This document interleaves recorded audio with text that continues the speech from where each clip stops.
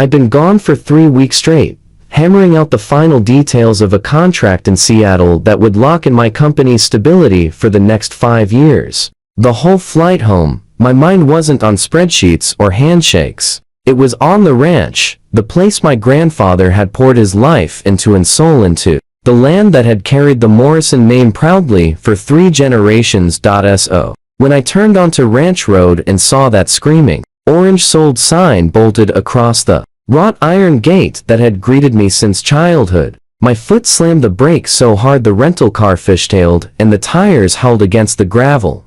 There, parked in my driveway as it belonged, there sat a moving truck. 2 burly guys in matching gray T-shirts were hauling cardboard boxes toward my front porch, while a woman in sunglasses and a sun hat waved her arms like an air traffic controller.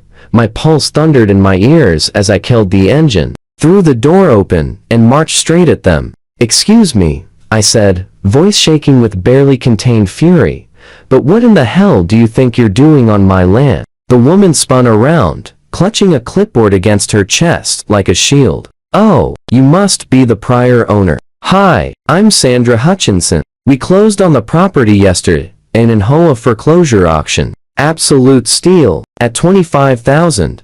The earth tilted under my boots.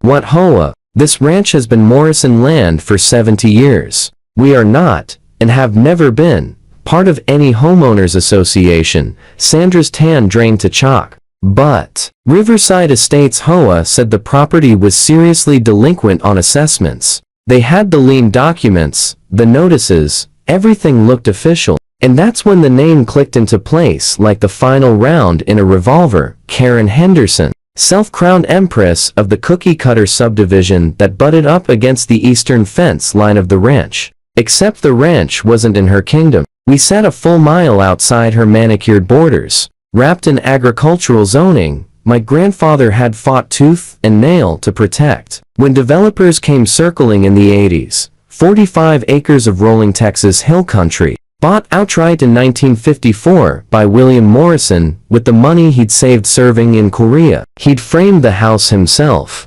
ran cattle until the market shifted, then switched to boarding horses. When he died 5 years ago, he left it to me, free and clear.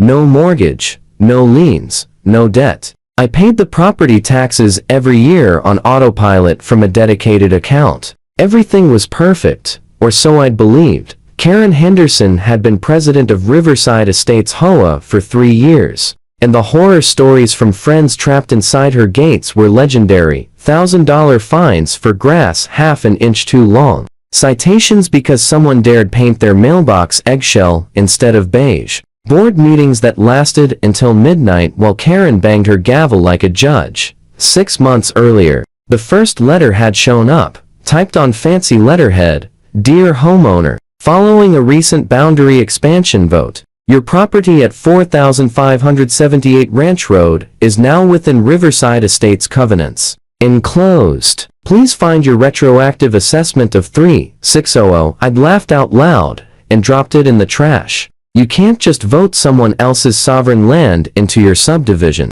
That's not how Texas law works. But the letters kept coming. One claimed our century-old split rail fence violated height restrictions. Another fined us for livestock noise pollution because the horses sometimes whinnied at sunrise. Each demanded was more ridiculous than the last. Each one fed straight to the burn barrel. Then they started arriving by certified mail. I refused every signature. Let Karen waste her stamps. I had a business to run and a legacy to protect. The biggest mistake of my life. While I was 3,000 miles away closing deals, Karen was busy, filing fraudulent affidavits of service with the county, forging my signature on return receipts, building a paper trail thick enough to convince a distracted clerk that I'd been properly notified and had ignored every warning, and then, with no public notice in the newspaper, no posting on the courthouse door, nothing to alert me or my lawyer or me, she and her rubber stamp board held a quiet foreclosure auction. Her brother-in-law's company, Lone Star Holdings LLC, purchased my birthright for $25 grand, less than what I had tied up in tack and horseflesh alone. Sandra and her husband thought they'd scored the deal of the century on a distressed ranch property. Paid cash, got the keys, hired the movers. Now here we all stood in the driveway I'd learned to ride a bike on, staring at each other while the scope of Karen Henderson's scam sank in. I dialed the one number I knew by heart. "David," I said the second my attorney picked up.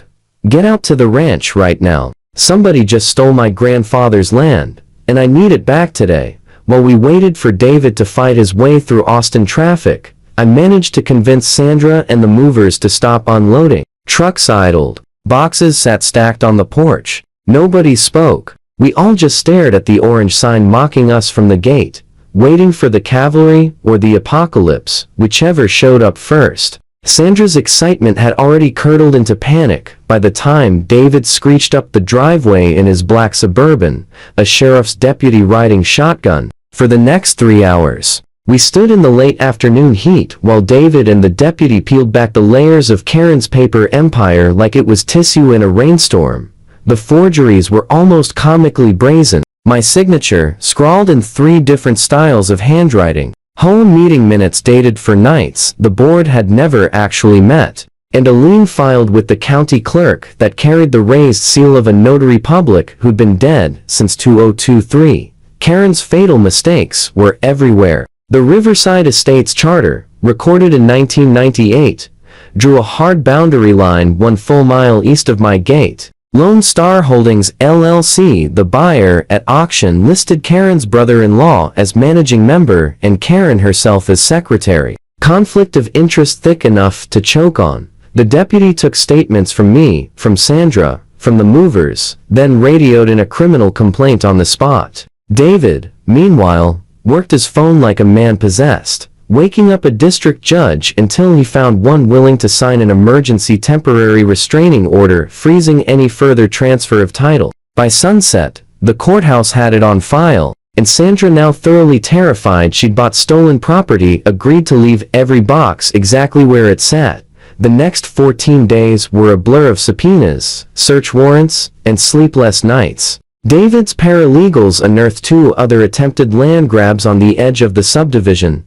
Both stalled only because those owners had fought back sooner. Bank records showed Karen siphoning HOA dues into a private account she used to pay legal expenses for her annexation crusade. Residents of Riverside Estates had been funding their own neighbor's robbery without ever knowing it.